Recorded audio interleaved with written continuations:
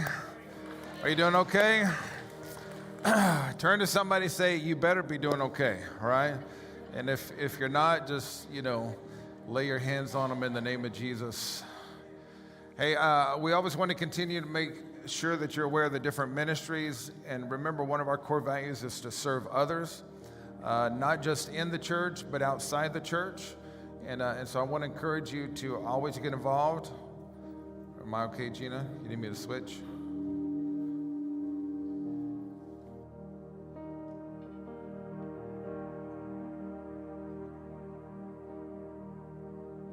All right, how about that? Good, better? With this microphone, I can sing. La, la, la, la, la, la.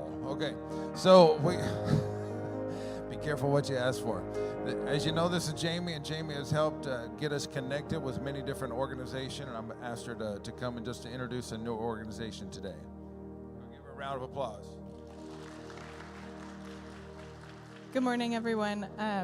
Last week, I shared a little bit about our community ministry and the partnerships and events and projects that we're going to be working on.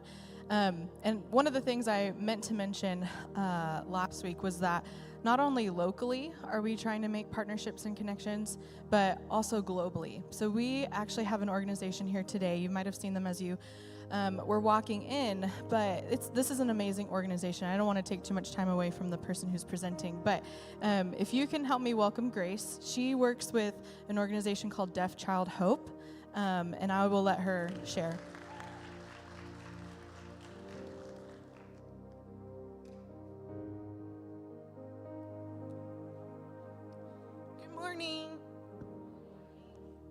Well, I just want to say thank you for letting me to come here and just be able to share. So my name is Grace McCoy, and I'm here to be presenting Deaf Child Hope. So you can go ahead and look at the next slide, please.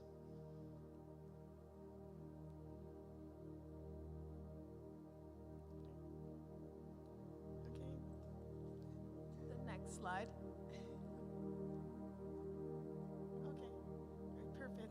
Okay, so I just want to go ahead and start sharing with some stories. So this is a one deaf boy from Kenya. He was 4, and his parents died when he was a young age.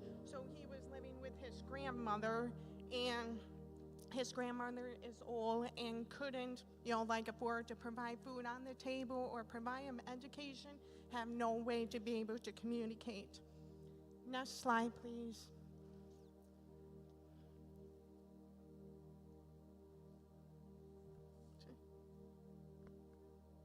Next slide. Okay.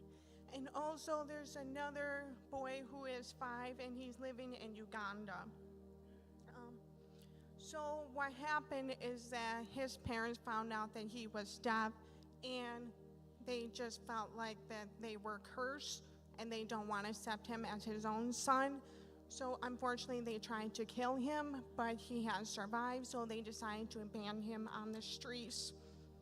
So that's, if you look, next slide, please. Next slide. So,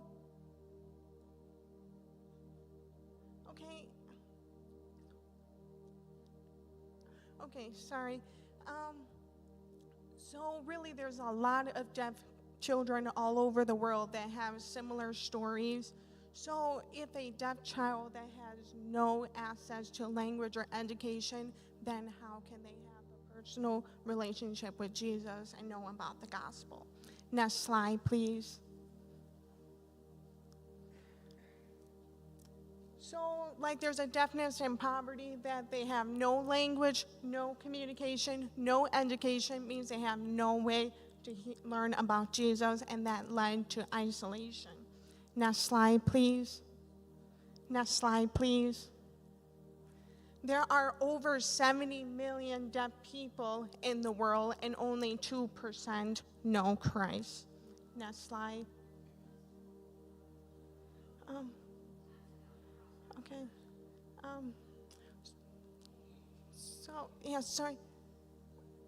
So out of that 70 million, there are approximately 32 deaf children in the world, and around 80% of them live in developing countries. So that means there are approximately 25 million deaf children living in poverty. Next slide, please. Next slide. So there's one quote that I want to share with you guys about Mother Teresa.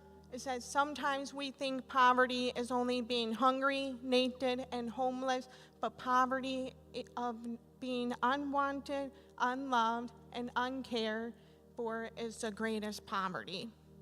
Next slide, please. So there are some common challenges that deaf children in poverty face. They're often given names as they're dumb or garbage, or they thought they're not worth of educating. Sometimes they're sold as a property, and oftentimes a lot of the families and the community think that their deafness is a result of evil spirits, and they often cast out to their communities, and they're forced, to survive alone, and there's just limited resources out there. Next slide, please. So we as a Deaf Child Hope, we are on a mission is to provide hope to deaf children in poverty. So we mainly focus on child sponsorships, where we have like $43 a month. So how we provide hope, if you look at the next slide, please, we provide like food and water, shelter and safety, love, care and acceptance, medical attention, sign language. A little fun fact is you probably see me signing, right now I'm signing American Sign Language, but there are over 350 different sign languages in the world. And also we provide educational opportunities and of course the gospel of Jesus Christ. So currently that we are working with different deaf